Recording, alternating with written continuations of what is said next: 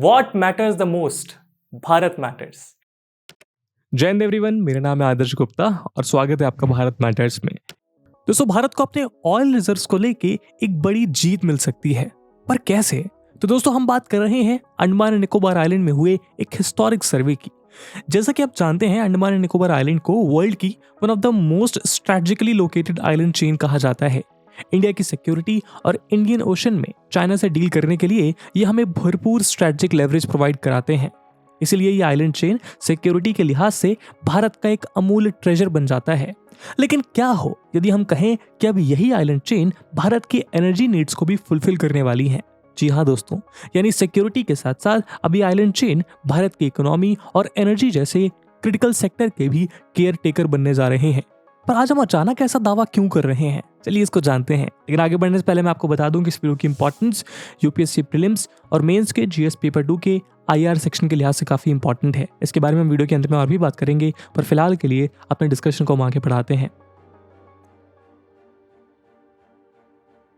दोस्तों, अंडमान एंड निकोबार में हुई इस रिसेंट डेवलपमेंट को समझने के लिए हमारे लिए उसकी लोकेशन को समझना बेहद जरूरी है। असल में Andaman and Nicobar island bay of Bengal के साउथ में 8,249 किलोमीटर में फैली 836 आइलैंड की एक लंबी चेन है। ये दो बड़े आर्किपेलागोस से मिलकर बनी है। इसमें पहला है अंडमान ग्रुप ऑफ आइलैंड और दूसरा निकोबार ग्रुप ऑफ आइलैंड। इन सभी आइलैंड में से केवल 38 आइलैंड्स के ऊपर 4.3 लाख लोगों की पॉपुलेशन रहती है। इन सभी को collectively Indian government Andaman and Nicobar administration के थ्रू रूल करती है। साउथ एशिया को साउथ ईस्ट एशिया से कनेक्ट करने वाली इस आइलैंड चेन का नॉर्दर्न मोस्ट पॉइंट म्यांमार से 22 नॉटिकल माइल्स पर है, जबकि इसका सदर्न मोस्ट पॉइंट यानी इंदिरा पॉइंट इंडोनेशिया से 90 नॉटिकल माइल्स की दूरी पर मौजूद है। दोस्तों, अगर आप मैप पर गौर करें तो Andaman and Nicobar island chain straight of Malacca के वेस्टर्न एंट्रेंस पर लाई करती है, यानी ये दुनिया के वन ऑफ द बिजिएस्ट और स्ट्रेटेजिक ट्रेड रूट के एकदम नजदीक मौजूद है। यह आइलैंड चेन नॉर्थ में प्रेपेरिस चैनल और अंडमान एंड निकोबार के बीच 10 डिग्री चैनल और साउथ में 6 डिग्री चैनल जैसे इंपॉर्टेंट चोक पॉइंट्स लाई करते हैं, जहां से हर दिन 60,000 से भी ज्यादा कमर्शियल वेसल्स पास होती हैं। हालांकि शुरुआत की 2 सी लेन्स कमर्शियल शिपिंग के लिए बहुत ज्यादा यूज नहीं की जाती, लेकिन जो भी वेसल्स मलक्का स्ट्रेट के थ्रू पास होती हैं उसको 6 डिग्री चैनल से होकर गुजरना ही पड़ता है। ये आइलैंड भारत की 30% एक्सक्लूसिव इकोनॉमिक जोन कॉन्स्टिट्यूट करते हैं और इनकी यही exclusive economic zone valuable resources के भंडार से भरी हुई है। दोस्तों, ये जानने के बाद क्या आप यकीन कर सकते हैं कि आज़ादी के इतने सालों बाद भी इस क्रूशल लोकेशन पर मौजूद रिसोर्सेज को देश के डेवलपमेंट के लिए यूज करना जरूरी नहीं समझा गया? अंडमान एंड निकोबार आइलैंड की रिसोर्स रिचनेस किसी से छुपी हुई नहीं है, लेकिन इसके बावजूद इसके पोटेंशियल को इतने लंबे समय से टैप नहीं किया गया। लेकिन ऐसा क्यों? तो दोस्तों, आपको बता दें कि अंडमान एंड निकोबार आइलैंड में दुनिया के कुछ सबसे प्रिमिटिव और वल्नरेबल ट्राइबल ग्रुप्स रहते हैं। साथ ही साथ यहाँ फ्लोरा और फौना की भी बहुत रिच डाइवर्सिटी देखने को मिलती है। यही कारण है कि आज़ादी के बाद से भारत सरकार ने इन आइलैंड्स को इन्हीं की अपनी सेटिंग में सेफ रहने के लिए छोड़ दिया। इस तरह के अप्रोच की वजह से ये आइलैंड एक तरह के बेनिगन निग्लेक्ट का शिकार बने रहे। हमारे गवर्नेंस सिस्टम की ऑर्थोडॉक्सी साल दर साल बढ़ती गई और इन आइलैंड का डेवलपमेंट पूरी तरह इग्नोर किया गया। कई दशकों तक इन आइलैंड का केवल 7% हिस्सा डेवलप था और बाकी बचा हुआ सारा पार्ट प्रोटेक्टेड एरियाज के नाम पर अलग किया हुआ था। इनके डेवलपमेंट के साथ साथ यहाँ पर छिपे रिसोर्सेज का अनूठा ट्रेजर भी टैप नहीं किया गया, लेकिन इस नेग्लेक्ट को अब और ज्यादा स्ट्रेच नहीं किया जा सका। आज बदलते वक्त के साथ जियोपॉलिटिक्स में टेक्टोनिक्स शिफ्ट देखने को मिल रहे हैं। अगर हम इंडो पैसिफिक के लार्जर गेम को देखें तो उसका एक बड़ा पोर्शन इंडियन ओशन में ही प्ले किया जा रहा है। कोल्ड वॉर के बाद कुछ समय शांत रहने के बाद आज इंडियन ओशन स्ट्रेटेजिक कंपटीशन का एक क्रिटिकल थिएटर बनकर उभर रहा है और इंडियन ओशन में पावर प्रोडक्शन के लिए ये आइलैंड चेन भारत के लिए एक की बेस बनने का ह्यूज पोटेंशियल रखती है, जिसके कारण आज इन आइलैंड को यूं इग्नोर करना भारत अफोर्ड नहीं कर सकता। इसी चीज को रियलाइज करते हुए भारत की करंट गवर्नमेंट इस आइलैंड की रूपरेखा बदलने के लिए काफी सारे स्टेप्स ले रही है। जब से करंट गवर्नमेंट ने सेंटर पर कदम रखा है, उसके बाद से इस रीजन में उस स्केल पर डेवलपमेंट देखने को मिला है जो पिछले कई दशकों से एक कंप्लीट निग्लेक्ट का शिकार था। फॉर एग्जांपल 2015 में इस आइलैंड चेन को भारत का फर्स्ट मैरीटाइम हब बनाने के लिए गवर्नमेंट ने 100 मिलियन रुपीस का एक ह्यूज प्रोजेक्ट अनाउंस किया। 2018 में पीएम मोदी ने इस आइलैंड चेन पर अपनी फर्स्ट विजिट के दौरान यहाँ कनेक्टिविटी, एनर्जी और टूरिज्म से जुड़े बहुत से डेवलपमेंट प्रोजेक्ट्स लॉन्च किए। उसी तरह 2019 में पास हुई island coastal regulation zone notification के तहत यहाँ पर पोर्ट्स और हार्बर्स को स्टैब्लिश करने के लिए लैंड रिक्लेमेशन प्रोजेक्ट शुरू किया गया। इंडियन गवर्नमेंट ने 2019 में अंडमान के लिए 5,000 करोड़ का डिफेंस प्लान भी फाइनलाइज किया।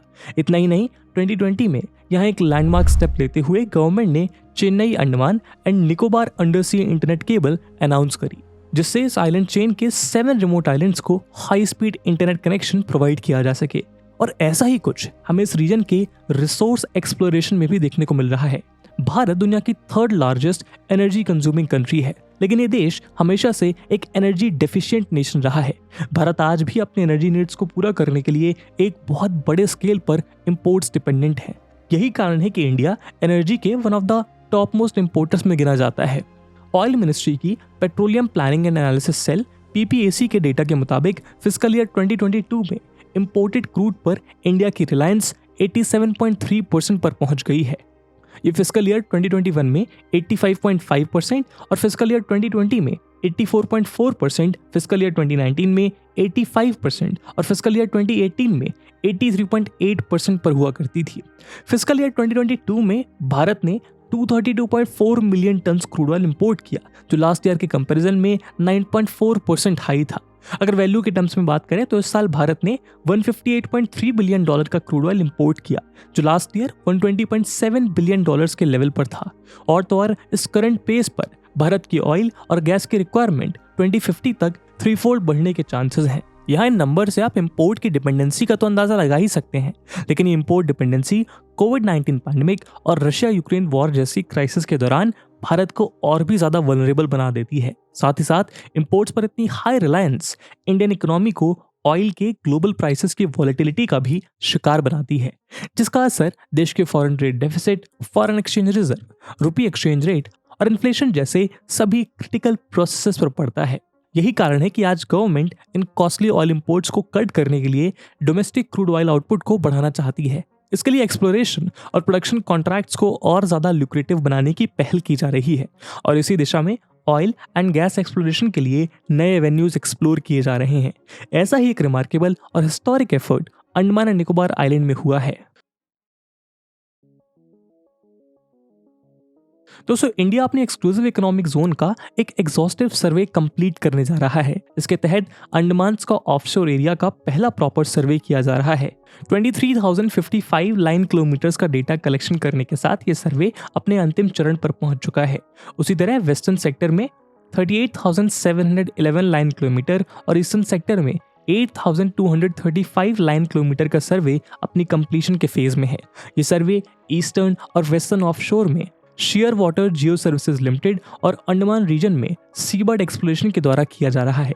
नेक्स्ट स्टेप में भारत की एक्सटेंडेड कॉन्टिनेंटल शेल्फ का डीप एक्सप्लोरेशन किया जाने वाला है। ये सर्वे लास्ट ईयर नवंबर में शुरू हुआ, जब सेंट्रल गवर्नमेंट ने directorate general of hydrocarbons, ministry of defence और स्पेस डिपार्टमेंट को अलाइन किया और इन सभी के कंबाइंड एफर्ट से सिक्योरिटी रीजंस की वजह से ऑयल एक्सप्लोरेशन और प्रोडक्शन के लिए प्रोहिबिटेड एरियाज के 99% हिस्से को रिलीज कर दिया गया। एक कोऑर्डिनेशन कमेटी ने इस पूरे प्रोसेस को गवर्न किया और नेशनल सिक्योरिटी काउंसिल सेक्रेटरीट के नेशनल मैरीटाइम सिक्योरिटी कोऑर्डिनेटर ने सिक्योरिटी क्लियरेंसेस का पास कराने में एक अहम रोल प्ले किया। हालांकि इसका एग्जैक्ट पोटेंशियल सर्वे के कंप्लीट होने के बाद ही सामने आ पाएगा, लेकिन ब्रॉड एस्टिमेट के मुताबिक भारत के स्पेशल इकोनॉमिक जोन में लगभग 17 billion ton oil equivalent oil and gas मौजूद है, जिसमें से 7.4 बिलियन टन ऑयल इक्विवेलेंट इस सर्वे के पहले ही डिस्कवर हो चुका है। आसान शब्दों में कहें तो ये इतना ऑयल है कि इससे भारत की अगले 70 साल की डिमांड को पूरा किया जा सकता है। अब आप सोच रहे होंगे कि क्या इस अबंडेंस का अंदाजा पहले किसी को नहीं था? तो दोस्तों, ऐसा नहीं है। इस रीजन की रिसोर्स रिचनेस किसी से छिपी हुई नहीं थी, लेकिन पास्ट में 2.36 मिलियन स्क्वायर की इंडियन स्पेशल इकोनॉमिक जोन का 42% हिस्सा एक नो गो जोन के अंडर था। लेकिन इंडियन नेवी, कोस्ट गार्ड और DRDO के साथ एग्जॉस्टिव कंसल्टेशन के बाद इस नो गो जोन को घटाकर 24,833 स्क्वायर किलोमीटर तक सीमित कर दिया गया है और यहाँ मौजूद ऑयल एंड गैस रिसोर्सेज का एक्सप्लोरेशन और प्रोडक्शन से होने वाली किसी भी पोटेंशियल डैमेज को कॉम्पनसेट करने के लिए नेसेसरी सेफगार्ड्स भी इंश्योर किए जा रहे हैं। अब ये सवाल भी उठता है कि आखिर यहाँ इस क्वांटिटी में रिसोर्सेज पाए जाने के पीछे क्या खास बात है? तो दोस्तों, इस रीजन का ये इमेंस पोटेंशियल इसकी ज्योग्राफिकल लोकेशन के द्वारा एक्सप्लेन किया जा सकता है। आपको बता दें कि अंडमान का ऑफशोर एरिया एक पेट्रोलाइफरस बेसिन है। जैसा कि हम जानते हैं, Andaman group of island bay of Bengal में लाई करते हैं। इनकी geographical location middle eastern oil reserve से काफी सिमिलर है। दूसरे शब्दों में कहें तो मिडिल ईस्ट के ह्यूज ऑयल रिजर्व्स के पीछे जो जियोलॉजिकल कॉन्सेप्ट लागू होता है, वही सेम कॉन्सेप्ट हम अंडमान के शोर्स पर भी लगा सकते हैं। सऊदी अरेबिया की क्रिस्टल प्लेट ईरान की क्रिस्टल प्लेट के बीच सबडक्ट यानी एंटर करती है। इस सबडक्शन से यहाँ 1200 डिग्री सेल्सियस का मैग्मा क्रिएट होता है। इतने हाई टेम्परेचर पर जो केमिकल रिएक्शंस होती हैं वो उस रीजन में ऐसी कंडीशंस क्रिएट करती है जिससे यहाँ ऑयल और गैस रिसोर्स की अबंडेंस मुमकिन हो पाती है। ऐसा ही कुछ हमें बे ऑफ बंगाल में अंडमान के पास भी देखने को मिलता है। इस रीजन में Indo Australian plate Eurasian plate के अंडर सबमर्ज होती है और यहाँ भी वही सिमिलर एनवायरमेंटल कंडीशंस क्रिएट होती हैं जो यहाँ ऑयल और गैस रिसोर्सेज के एग्जिस्टेंस को सपोर्ट करती हैं। तो दोस्तों, अभी तक शायद आपके इस सर्वे से रिलेटेड सभी डाउट्स क्लियर हो चुके होंगे, लेकिन यहाँ गौर करने वाली बात यह भी है कि अभी हम केवल सर्वे की स्टेज पर हैं। सर्वे की स्टेज के बाद एक्सप्लोरेशन और प्रोडक्शन की स्टेजेस आएंगी जो अपने आप में बेहद चैलेंजिंग और कॉस्टली अफेयर्स हैं। फिलहाल के लिए यहाँ ऑयल और गैस के ड्रिलिंग और क्लियरेंसेस को ONGC के एक कैंपेन के थ्रू आगे बढ़ाया जाएगा जिसको इंडियन गवर्नमेंट फंड करने वाली है। ONGC अंडमान सी में गवर्नमेंट द्वारा फंडेड इस स्पेशल प्रोग्राम में 3 से 4 वेल्स ड्रिल करने वाली है और हर एक वेल की ड्रिलिंग में 350 से 400 करोड़ की लागत आने वाली है। इंडियन गवर्नमेंट ने अपने नेशनल आइलैंड एक्सप्लोरेशन प्रोजेक्ट के तहत नोगो जोन में 22,500 लाइन किलोमीटर का 2D सीस्मिक डेटा भी कलेक्ट किया है और वो इस रीजन में कुछ असेसमेंट वेल्स ड्रिल करने की भी तैयारी कर रहे हैं। ONGC ने इस डेटा को स्टडी किया है, लेकिन वो उसमें डीप वाटर एक्सपीरियंस रखने वाली फॉरेन कंपनीज के द्वारा एक थर्ड पार्टी असेसमेंट चाहते हैं। वो अंडमान बेसिन की असेसमेंट, पेट्रोलियम सिस्टम ड्रिलिंग की स्टडीज, ड्रिलिंग से पहले सभी पोटेंशियल रिस्क को खत्म करने के लिए फॉरेन कंपनीज और कंसल्टेंट्स के साथ एक एंगेजमेंट प्लान कर रहे हैं। इस प्रोजेक्ट के प्रॉस्पेक्ट्स को डिस्कस करने और उनको इस पे पोटेंशियल पार्टनर्स बनाने के लिए ONGC ने एक्सॉन मोबिल और शेल के साथ अपना डिस्कशन शुरू कर दिया है। वहीं दूसरी ओर गवर्नमेंट ने इस प्रोजेक्ट को डिफेंस और स्पेस डिपार्टमेंट की क्लियरेंसेस से भी फ्री कर दिया है। दोस्तों, इतिहास में ऐसे कई मौके आए हैं जब इन क्लियरेंसेस के लंबे ब्यूरोक्रेटिक प्रोसेस ने अंडमान वाटर्स के बहुत से एक्सप्लोरेशन प्रोग्राम्स को शुरू होने से पहले ही खत्म कर दिया है। सरकार नहीं चाहती है कि लाइसेंस कोटा राज की ये अंडरटोन्स इन क्रूशल प्रोजेक्ट्स के पोटेंशियल को फिर से एक्सप्लॉइट करे। इसके अलावा यदि प्लान्ड ड्रिलिंग प्रोग्राम के दौरान कोई मेजर डिस्कवरी होती है तो उस ऑपरेटर को हमारी central government long term clearances provide करने का भी इंतजाम कर रही है। इसके अलावा अंडमान ऑफशोर में ONGC और ऑयल इंडिया के पास एक ब्लॉक और मौजूद है जो उनको लाइसेंसिंग राउंड्स में कई सालों पहले दिया गया था। सेंटर की ओर से इजी क्लियरेंसेस इन दोनों कंपनीज को अपने ब्लॉक्स में स्पीडी प्रोग्रेस करने में बेहद कारगर साबित होंगी। गवर्नमेंट के इन सभी स्टेप से आप इस प्रोजेक्ट की अर्जेंसी का अंदाजा लगा सकते हैं।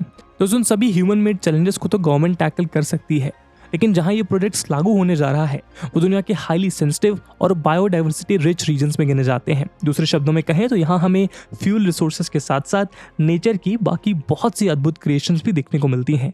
इसलिए ह्यूमन नीड्स को फुलफिल करने की इस जद्दोजहद के बीच हमें चाहिए कि हम नेचर की इन बाकी क्रिएशंस को भी उतनी ही जिम्मेदारी से हैंडल करें।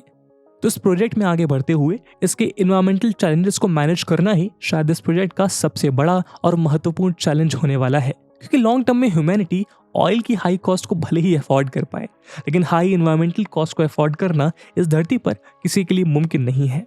और इसी उम्मीद के साथ आज के वीडियो को हम यही विराम देते हैं। इस मुद्दे पे आपका क्या ओपिनियन है, कैसे ये एक्सप्लोरेशन भारत की मदद कर सकता है, कमेंट सेक्शन में जरूर बताइएगा। और जैसा हमने वीडियो के पहले भाग में बताया कि इस वीडियो की इंपॉर्टेंस UPSC प्रीलिम्स और मेंस दोनों के लिहाज से काफी इंपॉर्टेंट है, और उसी इंपॉर्टेंस को देखते हुए एक सवाल हम आपके लिए छोड़कर जा रहे हैं जिसको आपको कमेंट सेक्शन में आंसर करना है। The question is, the oil reserves at Andaman and Nicobar island can prove to be a game changer in pushing India's self-sufficiency with regards to fulfilling our own energy needs.